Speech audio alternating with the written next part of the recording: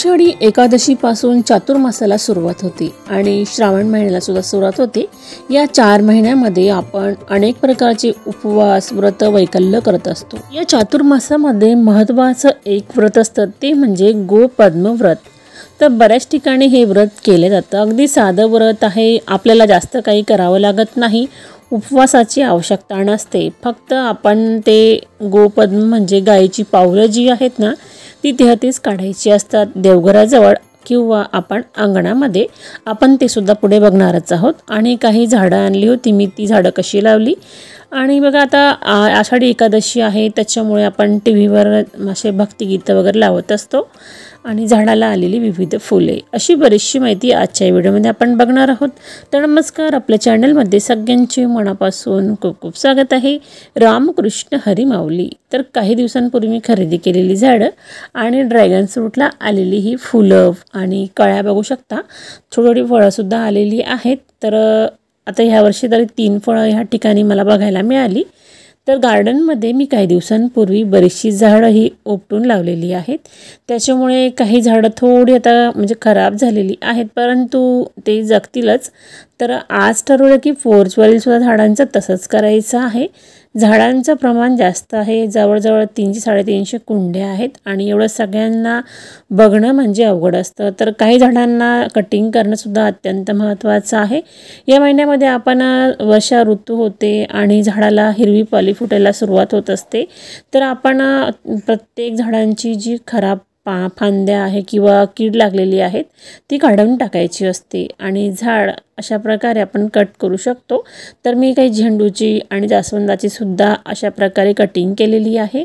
चला बघूया आता मी झाडांमध्ये काय टाकणार आहे। हा केर तुम्ही बघत असाल, हा केर नसून एक प्रकारचं झाडांसाठी खतच आहे। काही झाडांची पानं आहेत, भाजीपाल्यांची आपण जी देठं आहे ती फेकून देतो ते आहे, काकड्यांची साल आहे, फुलांचं निर्माल्य आहे, असं बरंचसं काही। तर हा पसारा असा तयार झाला आणि इथे मी कुंड्यांमध्ये सगळं काही टाकणार आहे। काही दिवसांपूर्वी झाड जे तुटलं ते सुद्धा मी त्याच्यामध्येच टाकणार आहे।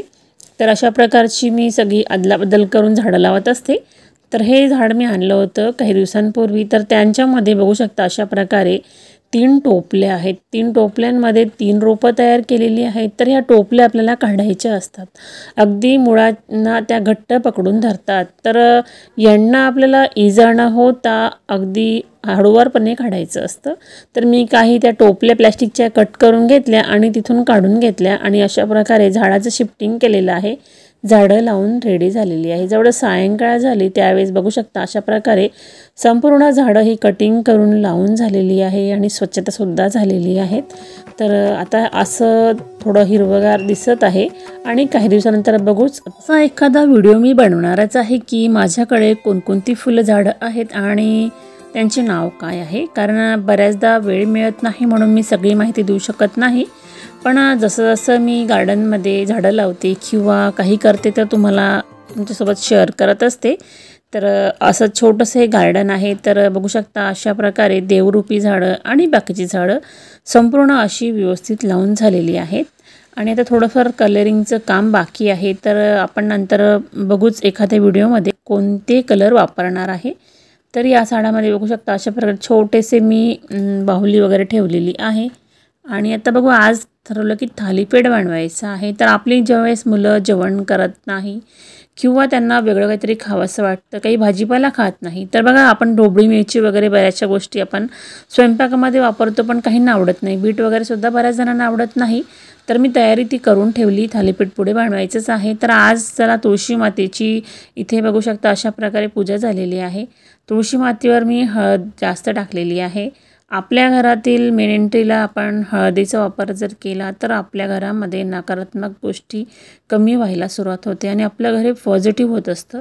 तर मी बऱ्याच कुंड्यांमध्ये सुद्धा टाकत असते आणि बघू शकता मेन एंट्रीला अशा प्रकारे गोपद्म व्रताची रांगोळी काढलेली आहे। तर या महिन्यामध्ये आपण गोपद्म व्रत घेतो म्हणजे करतो तर ती आपण रांगोळीची पूजा केली जाते. हळदी कुंकू अक्षदा फुलं अर्पण करून धूपदीप दाखवायचा. अशा प्रकारे गोपद्म रांगोळीची पूजा करायची असते. तर एक प्रकारचं व्रत आहे. साधारणतः 5-1 वर्ष बरेचसे जण करतात लागोपाठ.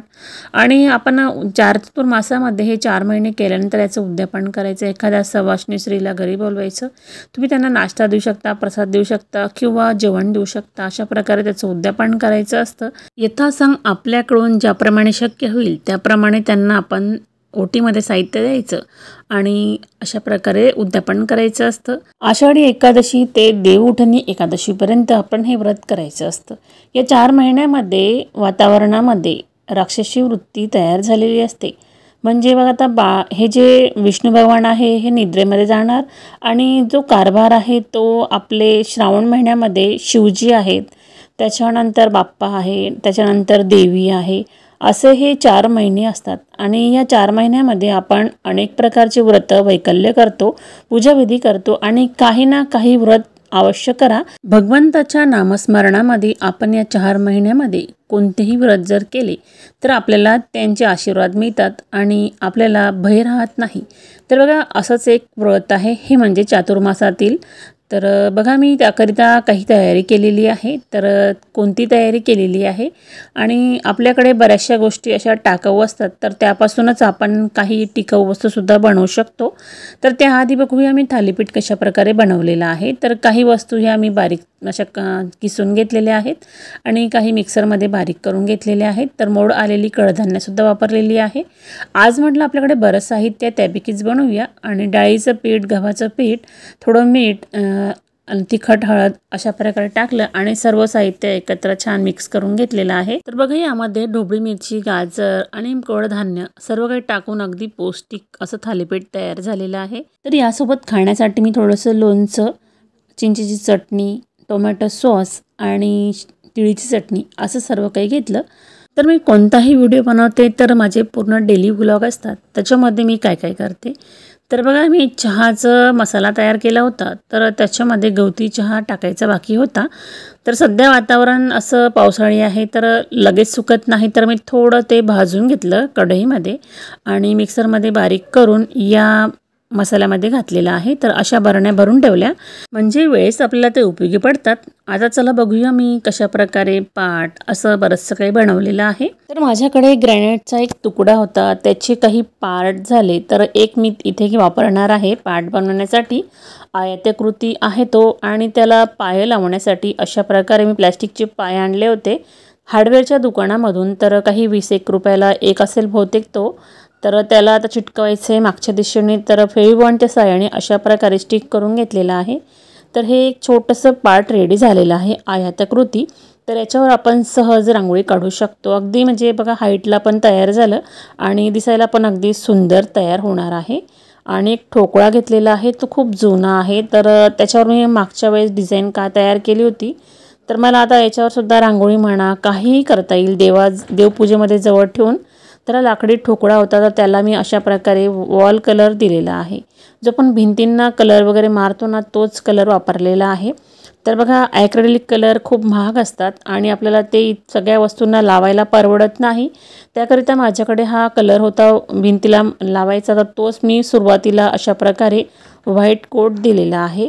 तर हे देण्याचं कारण म्हणजे ज्यावेळेस आपण एखाद्या वस्तूवर व्हाईट कलर मारतो ना त्याच्यानंतर आपण कोणताही शेड याच्यावर मारू शकतो. अगदी तो उठून दिसतो आणि आपण डायरेक्ट जर मारला तर तो काळपट कलर येत असतो. म्हणून सुरुवातीला असा मारत असताना व्हाईट द्यायचा. तर तो थोडा येलो शेडमध्ये होता म्हणून मला व्हाईट करण्यासाठी अशा प्रकारे मी ॲक्रेलिक कलर पुन्हा मारून घेतलेला आहे. तर रोलरच्या साहाय्याने ॲक्रेलिक कलरमध्ये आपण पाणी टाकून तो वापरू शकतो. अगदी म्हणजे पुसताही येतं ते ओलं झाल्यानंतर. तर बघा अशा प्रकारे सुरुवातीला मी लाल कलर इथे दिलेला आहे. तर हा सुद्धाच भिंतीचाच कलर आहे. त्याच्यानंतर याला मी परत ॲक्रेलिक कलर देणार आहे. तर आपण असं ठेवलं तरीसुद्धा चालू शकतं. असं नाही की ॲक्रेलिक कलरच पाहिजे, वॉल कलरसुद्धा अगदी छान टिकतात. तर आपण असा बेस याचा देऊ शकतो वॉल कलरचा. तर बघा रोलरच्या साहाय्याने अगदी छान फिनिशिंग येते आणि कुठे रेषाही दिसत नाही, अगदी छान प्लेन दिसतात. माझ्याकडे अशा 2 म्हणजे मातीच्या भांडे होते, हे उरली म्हणूनच वापरले मी पूर्वी, पण आता याला मला सुद्धा डिझाईन करायचं होतं म्हणून याला सुद्धा मी वॉल कलरच वापरलेला आहे, कारण कमी खर्चामध्ये आपल्याला तयार करायचं होतं. आता हे बघा तुळशी छोटे वृंदावन आहेत, तर मी दिवाळीच्या पिरियडमध्ये आणून ठेवले होते, तर यांनासुद्धा कलर करायचं होतं, तर यालासुद्धा मला कलर द्यायचा होता. आता हे छोटे आहे म्हणून मी डायरेक्ट ॲक्रेलिक कलरच इथे वापरणार आहे. बरेच दिवस झाले आणि कलरिंग वगैरे काही केली नव्हती, तर काही कलर शिल्लक होते त्यापैकीच मी इथे वापरले आहेत. तर बघा व्हाईट कलर हा थोडा कमी पडला मला, म्हणून कुठे कुठे लाल दिसत आहे. तर अशा प्रकारे ते वृंदावन कलर करून झालेले आहे आणि या ठिकाणी मी छोटे छोटे कमळाची फुलं पानं काढली, अशा प्रकारे डेकोरेट केलं. आता हा दिवस इथे संपला आणि दुसरा दिवस उगवलेला आहे, तो म्हणजे शुक्रवार. आज आहे शुक्रवार. तर आज खरं मला खूप कामं आहे दिवसभरामध्ये, पण मला सकाळची कामं करून मार्केटला जायचं होतं, म्हणजे खास फुलं आणण्यासाठी. ते म्हणजे झरबऱ्याचं फूल, माझं आवडतं फूल आहे ते. तर एकादशी येत आहे म्हणून माझा उत्साह अधिक वाढलेला आहे आणि त्या सणावाराच्या डेकोरेशन म्हणा किंवा सजावटीसाठी काही फुलं आणायला जायचं होतं. तर आल्यानंतर बघू शकता अशा प्रकारे मी या झाडाच्या काही फांद्या कट केलेल्या आहेत तर डेकोरेट करण्यासाठी. तर कुठल्याही फुलांमध्ये आपण या फांद्या जर टाकल्या तर आपलं जे फ्लॉवर पॉट म्हणा, डेकोरेशन म्हणा, खूप सुंदर दिसतं. तर चला बघा, मी मार्केटमधून आल्यानंतर अशा प्रकारे या ठिकाणी या फांद्या ठेवलेल्या आहेत आणि ही फुलं ठेवलेली आहेत. तर फ्लॉवर पॉट अगदी दिसायला खूप सुंदर झालेला आहे. तर मी जे देवघरामध्ये जास्वंदाची लाल फुलंसुद्धा वाहिलेली आहेत ना, तीसुद्धा मी एका ताईंकडून आणली. ताईंकडे गेली होती तर त्यांच्याकडे जास्वंदाचं झाड बघितलं आणि त्यातून मी काही फांद्या आणल्या लावण्यासाठी आणि काही फुलंसुद्धा आणली. तर आणल्यानंतर मी परत ती लाल फुलंसुद्धा या ठिकाणी अर्पण केलेली आहेत, कारण आपली घरची फुलं ती घरची फुलंच असतात, परंतु सायंकाळपर्यंत ती राहत नाही. म्हणूनच मी बऱ्याचदा मार्केटमधून फुलं आणत असते. आणि बघू शकता उरलीसुद्धा अगदी सुंदर इथे सजवण्यात आलेली आहे आणि आपलं हे फ्लॉवर पॉटसुद्धा दिसायला खूप सुंदर तयार झालेलं आहे. तर मार्केटला गेली तर अशा प्रकारे ॲक्रेलिक कलरची मोठी बॉटल घेऊन आली, कारण मला जास्त करून व्हाईट कलर लागतोच. तर जी उरली डेकोरेट केली होती, थोडी डिझाईन मला आवडली नाही म्हणून मी ती अशा प्रकारे परत कलरिंग करून घेतली. आणि या ठिकाणी मंडेला आर्टमध्ये आपण जी डॉट डॉट अशी डिझाईन तयार करतो ना, तीच मी करणार आहे पूर्ण उरलीला. त्याच्यानंतर हे तुळशी वृंदावनसुद्धा अगदी छान लाल कलरमध्ये तयार करून घेतले सुरुवातीला अशा प्रकारे, कारण बघा आता व्हाईट याच्यावर आपण लाल कलर जर दिला अशा प्रकारे तर तो उठून दिसतो, आणि आपण डायरेक्ट जर लाल कलर दिला असता तर तो उठून दिसला नसता, कारण काळपट वाटला असता. म्हणून शक्यतो कुठलीही वस्तू तुम्ही ज्यावेळेस कलर करताना तर त्यावेळेस पहिला कोट हा व्हाईट याचाच द्यायचा, म्हणून ना त्यानंतरच आपण दुसरी अशा प्रकारे म्हणजे कलर वापरू शकतो. तर बघा अशा प्रकारे तयार झालेला आहे. तर चला आता पूजेमध्ये मी दाखवेलच तुम्हाला मी काय काय कसं कसं तयार केलेलं आहे. तर सायंकाळची वैभवलक्ष्मी मातेची पूजा. तर आज आहे शुक्रवार आणि वैभवलक्ष्मीचे उपवास सध्या सुरूच आहे. तर बघा हे सर्व काही करत असताना खूप धावपळ होते आणि वेळात वेळ काढून सर्व काही करत असते आणि रोज शक्य होत नाही व्हिडिओज वगैरे दाखवण्यासाठी. तर बघा अशा प्रकारे सर्व रेडी झालेलं आहे. तर आपलं पाटसुद्धा रेडी आहे रांगोळी काढण्यासाठी आणि दिवे आणि हे सजावटीचे वृंदावनं. तर आषाढी एकादशी निमित्त मी ही भरपूर तयारी केलेली आहे. तुम्हाला ही तयारी कशी वाटली कमेंटमध्ये नक्की सांगा आणि कलर कॉम्बिनेशन कसं वाटलं ते सुद्धा नक्कीच सांगा.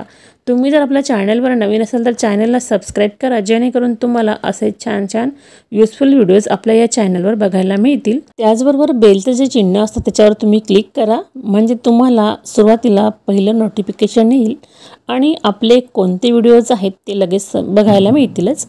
तर बघा अशा प्रकारे उरली डेकोरेट करून झालेली आहेत. त्यामध्ये मी कमळाची डिझाईन काढलेली आहे. तर याच्यामध्ये आपण समया ठेवू शकतो किंवा फुलं ठेवू शकतो किंवा रांगोळी काढू शकतो. कुठल्याही प्रकारे आपण याचा चांगल्या प्रकारे उपयोग करू शकतो.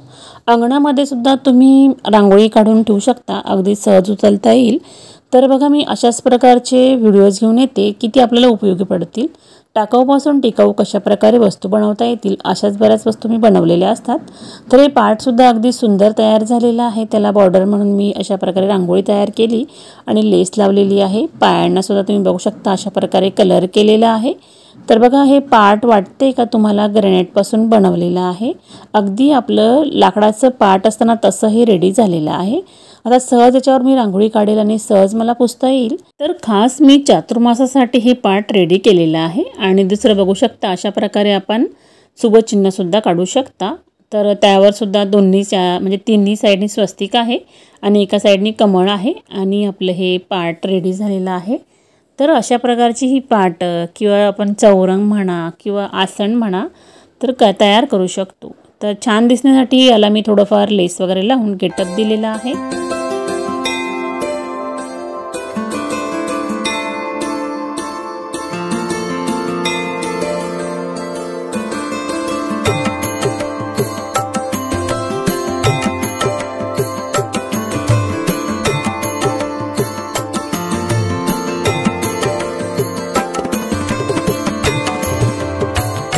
आहेत ना अगदी सुंदर ही पाटं वगैरे बनवलेली आणि बॉर्डर पण छान आहे यांची काढलेली.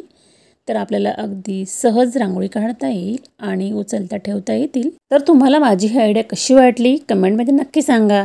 आपण परत पुन्हा भेटू अशा छान छान युजफुल व्हिडिओंसोबत पुढच्या व्हिडिओमध्ये. तोपर्यंत काळजी घ्या आणि आनंदात राहा आणि कमेंटमध्ये लिहायला विसरू नका. आषाढी एकादशीच्या हार्दिक शुभेच्छा.